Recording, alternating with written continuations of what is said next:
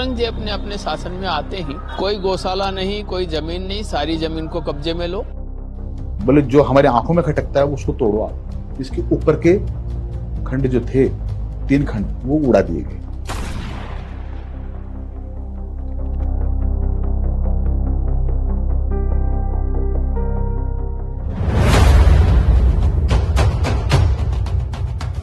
ये मुगल शासन है। दिल्ली की गद्दी पर औरंगजेब बैठा है, एक कट्टर बादशाह जिसे हिंदुओं के मंदिर और रीति रिवाज फूटी आंख नहीं सुहाते।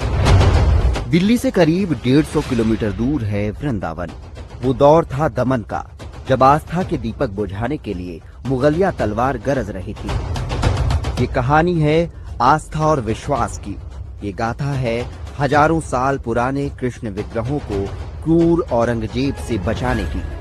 ये है वृंदावन का गोविंद देव मंदिर। इसका 7 मंजिला शिखर उस दौर के भक्ति का प्रतीक था। मंदिर के शिखर पर 1.25 मन यानी 50 किलोग्राम घी का विशाल दीप जलता था, जिसकी लौ मीलों दूर आगरा तक दिखाई देती थी। 7 मंजिल के ऊपर एक दीपक था, उसमें 1.25 मन घी का अखंड दीपक जलता था। ऐसा सुनते हैं कि उस दीपक की लौ की रोशनी आगरा तक जाती थी। आगरा के किले की छत पर टहल रहे बादशाह औरंगजेब की नजर उस तेज रोशनी पर पड़ी। ये क्या है? रात के अंधेरे में ये कैसी रोशनी? पास खड़ा हिंदू सूबेदार बोला, जहाँ पना ये रोशनी वृंदावन से आ रही है। वहाँ गोविंद देव जी के मंदिर के शिखर पर विशाल दीप जलता है। त्योहारों में उसकी लौ इतनी तेज हो जाती है कि यहाँ आगरा से भी दिखाई देती है। हमारी बादशाहत में इतनी बुलंद इमारत, वो भी काफिरों का मंदिर। जाओ उस बुत खाने को जमीन के बराबर कर दो। लेकिन सूबेदार के भीतर से आवाज आई, आस्था का दीप तलवार से बुझाया नहीं जा सकता। उसने फौज से पहले ये खबर वृंदावन भिजवाई। शिवराम गोस्वामी जानते थे कि लड़ने के लिए समय नहीं है। उनके पास सिर्फ एक रात का वक्त था।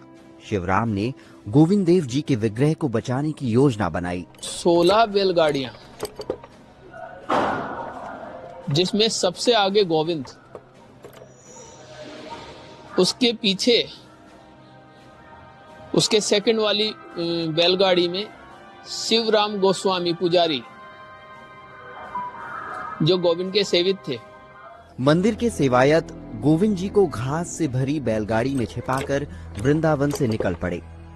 वे मुगल चौकी से गुजर ही रहे थे कि एक मुगल सिपाही ने